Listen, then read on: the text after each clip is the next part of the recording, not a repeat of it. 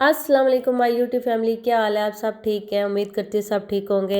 मैंने last vlog में आपको बताया था कि मैं आपको खीर बनाना बताऊंगी कैसे बनती है और कितने ही मज़े की बनती है। ये वाकई बहुत ही मज़े की बनती है अगर आप मेरे तरीके से बनाएंगे। मेरी खीर के जो हैं बहुत ज़्यादा चर्चे हैं। हर बंदा मेरे से पूछता है, वो कहता है कैसे बनाई है।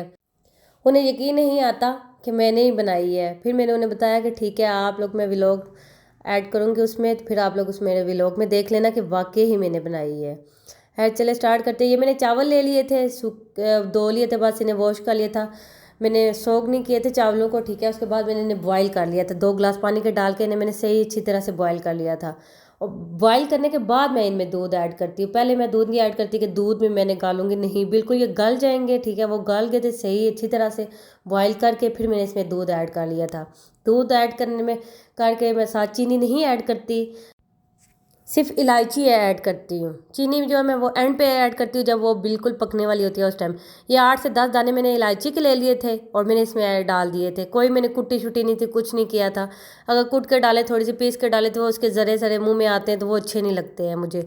है, अब वो आपकी मर्ज़ी है कि आप जैसे मर्ज़ी चाहें ऐसे इसमें डाल दें। इसके साथ साथ इसमें चमचा हिलाते रहना ताकि ये नीचे ना लगे। मेरी तो एंड पे नीचे लगने शुरू हो गई थी क्योंकि ये बहुत ज़्यादा थिक हो गई थी। वाकई जो है बहुत ज़्यादा थिक हो जाती है अगर आपने ऐसे बनाई तो। इसमें दूध सूख जाता है, फिर मैं ऊपर से और दूध ऐड कर लेती हूँ क्योंकि मैंने इसमें 5 किलो दूध जो है वो ऐड किया था इतने थोड़े से चावलों में, इसलिए ये बहुत मज़े की बनती है और इसमें टाइम भी बहुत लगता है। 4 से 1 घंटे लग गए थे मेरे, तकरीबन 4 घंटे लग गए थे।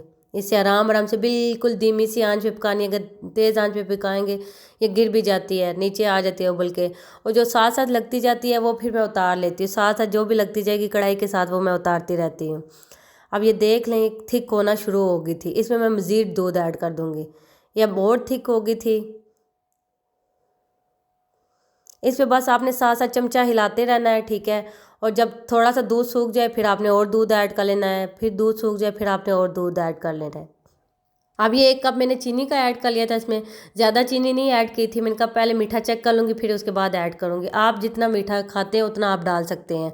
और साथ साथ चम्मच इसे हिलाते रहें। ये देख लें मेरे से चम्मच नहीं हिल रहा था क्योंकि वो नीचे लग रहा था। मैं फिर आराम आराम से हिला रही थी कि नीचे से बिल्कुल जो है ना वो उतरे ना जला हुआपन।